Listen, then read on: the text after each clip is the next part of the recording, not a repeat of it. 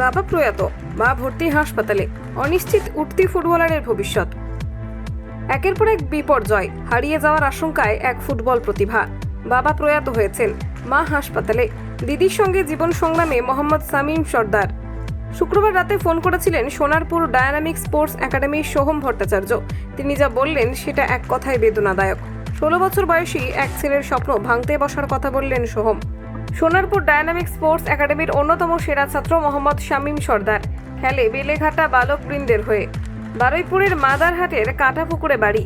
ছেলেটা বাঁ পা খুব ভালো চলে।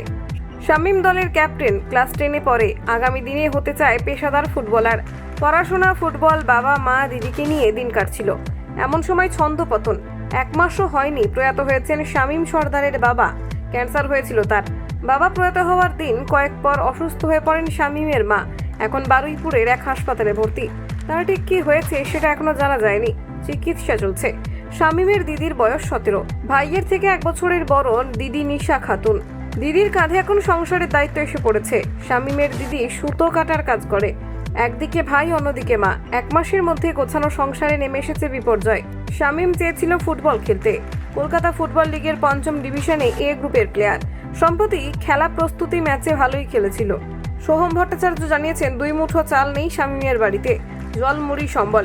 এই পরিস্থিতি থেকে কিভাবে উদ্ধার পাবে মাদারহাটের সর্দার পরিবার? উত্তর এখন জানা নেই। অনিশ্চিত ভবিষ্যৎ। কলকাতা 24/7.in।